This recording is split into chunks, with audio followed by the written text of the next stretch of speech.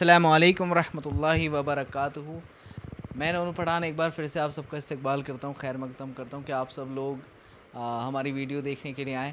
اور جیسے کہ آپ سب جانتے ہیں کہ ہم کچھ سوال ہوتے ہیں، کچھ مسئلے ہوتے ہیں جو لوگ کامنٹ کرتے ہیں، تو ہم مفتی صاحب سے انہیں معلومات کرتے ہیں اور مفتی صاحب ہماری وضاحت کرتے ہیں۔ تو آج بھی کچھ سوال ہیں، کچھ مسئلے ہیں جو مفتی صاحب سے پوچھیں گے، لیکن اس سے پہلے ہم مفتی صاحب کا استقبال کرتے ہیں، خیر مقدم کرتے ہیں۔ مفتی صاحب، آج بھی کچھ لوگوں کے سوال ہیں تو آج ہمارے پاس جو کہ ہم نے نوٹ کر رکھے ہیں، تو جس میں سے پہلا سوال یہ ہے، کیا ہمارا درود جو ہم پڑھتے ہیں درود شریف تو حضور تک پہنچتا ہے یا نہیں؟ بسم اللہ الرحمن الرحیم۔ دیکھیے، اللہ کے رسول صلی اللہ علیہ وسلم کی حدیث ہے کہ تمہارا جو درود تم پیش کرتے ہو ہمارے لیے، ہمارے اوپر، وہ درود پہنچتا ہے۔ اور اگر جیسے مان لیے اگر ہم ابھی یہاں سے درود پڑھ رہے ہیں تو اللہ تعالیٰ نے ایک فرشتے کو اس کام کے لیے مقرر کر رکھا ہے کہ ہمارے درود کو حضور تک پہنچائے۔ اگر کوئی بندہ کہیں اور سے پڑھے تو درود فرشتے کے ذریعے پہنچا دیا جاتا ہے، لیکن اگر کوئی قبر اطہر کے پاس جا کر کے پڑھے، حضور کے روضے کے پاس جا کر کے پڑھے، تو وہ درود حضور خود بخود سنتے ہیں، پھر وہاں فرشتے کی ضرورت نہیں۔ جو دور سے پڑھے اس درود کو اللہ فرشتوں کے ذریعے حضور تک پہنچواتا ہے، اور جو قبر اطہر پر جا کر کے پڑھے تو اس درود کو اللہ کے رسول خود سنتے ہیں۔ اس لیے ہمیں درود پڑھنا چاہیے صلی اللہ علیہ وسلم۔ جو ہو سکے درود، بہت سارے درود ہیں، درود ابراہیمی پڑھیں، جو درود پڑھیں آپ کو پڑھنا ہو پڑھو، خوب پڑھو، درود کی کثرت کرنی چاہیے۔ ہمارا دوسرا سوال یہ ہے، حضرت حمزہ رضی اللہ تعالیٰ عنہ کا کلیجہ چبانے والی ہندا مسلمان ہو گئی تھی یا نہیں؟ دیکھیے، اسلامی تاریخ میں جب شہیدوں کا تذکرہ آتا ہے تو حضرت حمزہ رضی اللہ تعالیٰ عنہ کا آتا ہے۔ حضرت حمزہ رضی اللہ عنہ حضور اکرم صلی اللہ علیہ وسلم کے سگے چچا ہیں اور غزوہ احد میں شہید ہوئے تھے۔ انہیں سید الشہداء کا لقب ملا کہ شہیدوں کے سردار، اور بڑی بے دردی سے انہیں شہید کیا گیا تھا۔ شہید کرنے کے بعد ان کے کان کاٹ لیے گئے تھے، ناک کاٹ لی گئی تھی اس قدر بے دردی سے۔ اور اس کے بعد ہندا نے، جو ابو سفیان کی بیوی تھی، حضرت ابو سفیان رضی اللہ تعالیٰ عنہ بعد میں ایمان لے آیا فتح مکہ کے موقع پر، اور ہندا ان کی بیوی ابو سفیان کی، تو ہندا بھی ایمان لے آئی تھی، مسلمان ہو چکی تھی۔ اس لیے اب اگر کوئی شخص، یہ میں اپنی طرف سے بات کہہ رہا ہوں کہ اگر کوئی شخص ہندا کی شان میں گستاخی کرے یا ہندا کو برا بھلا کہے تو اس کا برا بھلا کہنا جائز نہیں ہے، کیونکہ وہ مسلمان ہو چکی ہے، اسلام میں داخل ہو چکی ہے، اور اسلام میں آنے کے بعد اسلام سے پہلے کے سارے گناہ معاف ہو جاتے ہیں۔ اللہ کے رسول کی حدیث ہے، الاسلام یہدم ما کان قبلہ، کہ اسلام زمانہ جاہلیت کے سارے گناہوں کو معاف کر دیتا ہے اگر انسان اسلام میں داخل ہو جائے۔ اور پھر اللہ کے رسول صلی اللہ علیہ وسلم نے ہندا کو معاف کر دیا، تو پھر ہمیں اور آپ کو کسی کو حق نہیں پہنچتا کہ ہم ہندا کی شان میں گستاخی کریں یا انہیں برا بھلا کہیں۔ ہاں، وہ ان کا عمل تھا، لیکن اسلام میں داخل ہونے کے بعد اللہ کی ذات سے امید ہے کہ اللہ تعالیٰ اس کے اس گناہ کو معاف کر دے۔ مفتی صاحب، ہمارا اگلا سوال یہ ہے، اگر دو نکاح ہوں تو ایک ہی خطبہ پڑھنا کافی رہے گا یا الگ الگ خطبے پڑھنے پڑیں گے؟ جیسے اکثر کچھ لوگ اجتماعی نکاح کر لیتے ہیں، 4-5 نکاح ایک ساتھ کرا رہے ہیں، تو کیا ایک ہی خطبے سے کام بن جائے گا یا الگ الگ سب کے نہیں ہوگا؟ دیکھیے، اگر اجتماعی نکاح ہو کہیں، اب اجتماعی نکاح میں 2 3 4 5 کہیں، اگر ہم ایک ہی مجلس میں اگر کئی نکاح ہو رہے ہیں تو پھر ایک ہی خطبہ کافی ہے۔ یہ نہیں کہ ہر نکاح کے لیے الگ سے خطبہ پڑھیں، ایک ہی خطبہ کافی ہے، وہی اسی خطبے سے سب کا نکاح ہو جائے گا، الگ سے نکاح پڑھنے کی ضرورت نہیں سب کے لیے۔ مفتی صاحب، ہمارا اگلا سوال یہ ہے کہ اکثر دیکھا جاتا ہے، یہ سوال بہت اہم ہے، کہ کسی شخص کا اگر رشتہ لگ جائے اور پھر دوسرا اس پر رشتہ بھیج دیں، جیسے سپوز ڈیٹ میرا چھوٹا بھائی ہے، اس کا رشتہ کہیں سے آیا اور ابھی وہ پینڈنگ میں ہے، اور کسی شخص کو پتہ چلا کہ ارے یہ اپنے بیٹے کی شادی کر رہے ہیں، اپنے بھائی کی شادی کر رہے ہیں، وہ بھی اپنے گھر سے رشتہ بھیج دیں، تو جب بات پینڈنگ میں ہے تو اس حالات میں بھی آدمی جان پوچھ کر رشتہ بھیجے گا، اچھا رشتہ سوچ۔ دیکھیے، یہ بات صحیح ہے، اور ہمارے یہاں بہت سارے لوگ اس طرح کی غلط حرکتیں کر جاتے ہیں، حالانکہ انہیں نہیں کرنا چاہیے کہ رشتہ پر رشتہ بھیجنا۔ اگر کسی انسان کا کہیں رشتہ لگا اور وہاں بات چیت چل رہی اور معلوم ہے کہ بھائی ہو سکتا ہے دونوں کے اندر بات بن جائے، تو پھر وہاں رشتہ بھیجنا کسی بھی صورت میں جائز نہیں۔ کیوں؟ ایک تو وجہ ہے کہ دوسرے انسان کی دل آزاری ہوگی۔ مان لیجیے اگر کسی کا ان کا آپس میں بات چیت چل رہی تھی اور ارادہ ہو رہا تھا، لیکن اگر کوئی اس سے اچھا رشتہ بھیج دے تو ہو سکتا جن کے آپس میں بات چل رہی تھی وہ ذہن ادھر سے ہٹ کے ادھر ان کی طرف آ جائے جس نے رشتہ بھیجا ہو، تو پہلے والے کی دل آزاری ہوگی۔ مثال کے طور پر ایک شخص نے اپنے بیٹے کا رشتہ کسی کی بیٹی پہ بھیجا، دونوں کی بات چیت چل رہی تھی. اب وہاں کسی اور شخص لڑکی کے رشتہ داروں میں سے کسی نے سوچا کہ موقع اچھا ہے, لڑکا اچھا ہے, اپنی بیٹی کا رشتہ بھیج دو, اور ہو سکتا ہے اس کی بیٹی دوسرے کی بیٹی اس کی بیٹی سے اچھی ہو, یا وہ آدم کسی بھی اعتبار سے اچھا ہو, مال کے اعتبار سے, پیسے کے اعتبار سے, یا کسی اور اعتبار سے. اب یقیناً اس انسان کو اس لڑکے کا اس کے گھر والوں کا دل ڈگمگائے گا.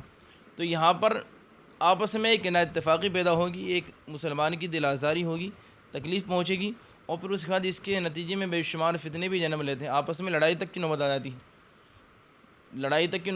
ہے, اور گالم گلوچ بدتمیزی بے شمار. تو اس لیے جب تک اگلا والا کلیئر نہ کرے, اگر ان کے درمیان بات صاف ہو جائے کہ ہم نکاح نہیں کر رہے ہیں, وہ منع کر دے, یا ان میں سے خود ہی کہہ دے ٹھیک ہے آپ اپنا رشتہ بھیج سکتے ہیں, تو جائز ہے. لیکن اس سے پہلے رشتے پر رشتہ بھیجنا جائز نہیں ہے کسی بھی انسان کے لیے, اور ناجائز عمل ہے, اور کسی بھی انسان کے لیے کسی مسلمان کا دل دکھانا حرام ہے. ایذاء مسلم حرام ہے. اس لیے اگر کوئی رشتہ بھیج رہا ہے تو وہ حرام کام کر رہا ہے, جب تک کہ سامنے والا کلیئر نہ کر دے. مفتی صاحب ہمارا اگلا سوال ایسا ہے جس کو دیکھ کر جب میں نے پڑھا تو مسکراہٹ آ گئی کہ کوئی کسی نے کمنٹ کرا کہ لڑکی کے رشتے کے لیے وظیفہ بتا دیجیے. اب یہ بات تو لڑکوں پہ بھی سوٹ کرتی نا, کچھ لڑکے بھی ویڈیو دیکھ رہے ہیں جو نکاح کے لیے دعائیں کر رہے ہیں اور قابل ہو چکے ہیں, مطلب کما بھی رہے ہیں, تو دونوں کے لیے آپ بتائیں. دیکھیے ہمارے بزرگوں میں حضرت مولانا قاری صدیق احمد صاحب باندھوی رحمۃ اللہ علیہ بہت بڑے اللہ والے, ان کا وظیفہ ہے, اور وہ خاص طور سے بتایا بھی کرتے تھے ایسے موقع پر کہ مناسب رشتے کے لیے. بعد دفعہ رشتے مناسب نہیں آتے, رشتے آ رہے ہیں لیکن مناسب نہیں, اور ہر انسان کی خواہش ہوتی چاہے لڑکے والا ہو یا لڑکا والا ہو کہ وہ مناسب رشتہ ہو, اچھا رشتہ ہو. تو مناسب رشتے کے لیے جو ان کا بتایا ہوا وظیفہ ہے وہ یہ ہے کہ ہر نماز کے بعد اول و آخر درود شریف پڑھیں, اور 111 مرتبہ یا لطیفو پڑھ کر کے دعا کریں. یا لطیفو 111 مرتبہ یہ پڑھ کر کے دعا کریں. بہرحال اسکرین پہ دکھانے کی نہیں ہے, ورنہ دکھا سکتے ہیں لکھنے کوئی. تو یا لطیفو صاحب میں بتا رہا ہوں کئی بار, یا لطیفو یہ اللہ تبارک و تعالیٰ کے ناموں میں سے ایک نام ہے, اسے پڑھیں. اول و آخر درود شریف پڑھ لیں. درود شریف کی مقدار متعین نہیں, ایک بار پڑھ لیں, 3 بار پڑھ لیں, 5, لیکن طاقت ہو, چاہے 1 ہو, 3 ہو, 5 ہو, 7 ہو, بے جوڑ عدد کو طاقت کہتے ہیں. تو اول و آخر درود اور 111 مرتبہ یا لطیفو ہر نماز کے بعد پڑھ کر کے دعا کریں, انشاءاللہ اس کی برکت سے مناسب رشتہ مل جائے گا. مفتی صاحب ہمارا اگلا سوال یہ ہے, غسل بیٹھ کر کرنا چاہیے یا کھڑے ہو کر؟ ہاں دیکھیے غسل کے بارے میں کہ غسل بیٹھ کر کرنا چاہیے کھڑے ہو کر. آپ صلی اللہ علیہ وسلم کے جو معمولات تھے, اور آپ کی جو سیرت کو پڑھیں گے, اور آپ حدیث کے اندر تو پتہ چلے گا کہ آپ ہمیشہ غسل بیٹھ کر کے کرتے تھے. تو اس سے معلوم ہوا کہ غسل بیٹھ کر کرنا افضل ہے, بہتر یہی, کھڑے ہو کر نہیں کرنا چاہیے. اور بیٹھ کر کرنے میں پردے کا بھی زیادہ خیال ہے. پھر کھڑے ہو کے کرنے میں آدمی بالٹی سے نہ رہا, پانی چھینٹیں بھی پڑتی ہیں, تو اسی لیے بہتر ہے کہ بیٹھ کر غسل کریں, اور یہی افضل طریقہ ہے بیٹھ کر کے غسل کرنا کھڑے ہونے کی بنسبت. مفتی صاحب ہمارا اگلا سوال یہ ہے, مسجد میں اگر جماعت ہو گئی ہو تو کیا گھر پر عورتوں کے ساتھ جماعت بنا سکتے ہیں؟ جیسے اکثر میں مثال کے طور پہ میں گیا مسجد تو نماز ہو چکی تھی, تو جو گھر میں خواتین ہیں جیسے بہن ہیں اور امی ہیں, تو ہم چاہیں تو جماعت بنا لیں. دیکھیے اگر مسجد میں جماعت نکل گئی ہو اور گھر کے اندر آپ سوچ رہے کہ بھئی نماز تو پڑھنی ہے, تو اگر گھر کی جو خواتین اور وہ خواتین جو محرم ہوں, جیسے ماں محرم ہے, بہن محرم ہے, بیوی ہیں, تو آپ ان سب کو ساتھ میں لے کر کے جماعت کر سکتے ہیں. اور اس کا طریقہ یہ ہے کہ آپ امام بنیں گے, اور وہ سب آپ کے پیچھے کھڑی ہوں گی, بغل میں نہیں کھڑی ہوں گی کوئی بھی. جیسے ہم مرد جماعت کرتے ہیں تو بغل میں ایک آدمی اگر ہو یا 2 آدمی ہو تو بغل میں کھڑے ہو جاتے ہیں, لیکن عورتوں کا حکم ہے کہ عورتیں پیچھے کھڑی ہوں گی, جو محرم ہے ان کو لے کر کے آپ جماعت کی نماز پڑھ سکتے ہیں. اس میں اقامت بھی کہنی پڑے گی؟ ہاں اقامت کہنی پڑے گی. مفتی صاحب ہمارا اگلا سوال یہ ہے, مقتدی سے نماز میں اگر غلطی ہو جائے تو کیا سجدہ سہو کرنا پڑے گا؟ ہاں دیکھیے اگر ایک مقتدی جو امام کے ساتھ شریک ہوں, اور جب مقتدی امام کے ساتھ شریک ہو تو مقتدی امام کے تابع ہے. اب جو بھی غلطیاں ہوں گی امام کی غلطی مانی جائے گی اور مقتدی کی غلطی نہیں مانی جائے گی. وہ غلطی جس سے غلطی سے سجدہ سہو لازم آتا ہے, جیسے مان لیجیے سجدہ سہو کیا ہے کہ قاعدہ اولیٰ میں اتحیات کا پڑھنا واجب ہے, تشہد کا پڑھنا واجب ہے, اور مقتدی نے تشہد نہیں پڑھی, اتحیات نہیں پڑھی, تو اب اگر وہ تشہد رہ جائے تو اب ایسا نہیں کہ مقتدی امام صاحب کے سلام کے بعد سجدہ سہو کرے, اس کے تشہد کے چھوٹنے سے اس پر سجدہ سہو لازم نہیں. اگر امام صاحب سے تشہد چھوٹ جائے تو سجدہ سہو وہ کریں گے, لیکن مقتدی سے یہ چھوٹ جائے یا کوئی اور عمل ایسا ہو جائے کہ جس سے سجدہ سہو لازم آتا ہے, تو مقتدی کی اس غلطی پر اس مقتدی پر سجدہ سہو واجب نہیں ہے. اس لیے یہ نہ سمجھے کہ ہاں اب غلطی ہوئی نماز میں سجدہ سہو کر لو. اچھا اگر جیسے کسی شخص کی جیسے مان لیجیے میں نماز کی نہیں گیا, ایک رکعت نکل گئی اور اس رکعت میں اگر غلطی ہو جائے, اگر کسی شخص کی ایک رکعت نکل گئی, اب وہ امام صاحب کے سلام پھیرنے کے بعد اپنی اس رکعت کے لیے کھڑا ہوگا, اگر اس رکعت میں غلطی ہو جائے تو پھر اب وہ سجدہ سہو کرے گا. اس سے پہلے جو اگر کوئی شروع سے ہی چاروں رکعت میں ہے, یا فجر کی نماز پڑھا دونوں رکعت میں ہے, یا ظہر عصر عشاء میں چاروں میں ہے, یا مغرب میں, تو شروع سے ہے جو مقتدی جسے نے پہلی رکعت پا لی ہو تو اس کے لیے یہ ہے کہ وہ سجدہ سہو نہ کرے. لیکن جس کی رکعت نکل گئی ہوں اور جو رکعت اگلی سلام کے بعد امام صاحب کے پاس رکعت پڑھ رہا اس رکعت میں غلطی ہو جائے تو پھر سجدہ سہو کرے گا.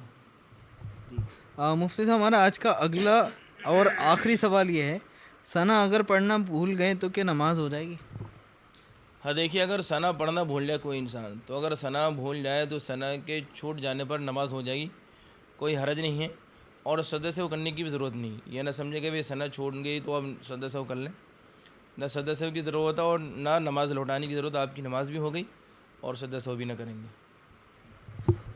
الحمدللہ آج کے جتنے سوال تھے وہ کمپلیٹ ہوئے. تو آپ لوگ کمنٹ کر کے بتائیں, اگلی ویڈیو میں انشاءاللہ ہم سوال کریں گے مفتی صاحب سے, کچھ آپ کے مسئلے ہوں گے وہ پیش کریں گے مفتی صاحب کے سامنے, اور مفتی صاحب انشاءاللہ وضاحت فرمائیں گے ہماری. تو آپ لوگ کمنٹ کر کے بتائیں جلدی جلدی, اور اس ویڈیو کو شیئر کریں تاکہ اور لوگوں تک معلومات ہو. دین کی بات پھیلانا صدقہ جاریہ ہے. السلام علیکم ورحمۃ اللہ.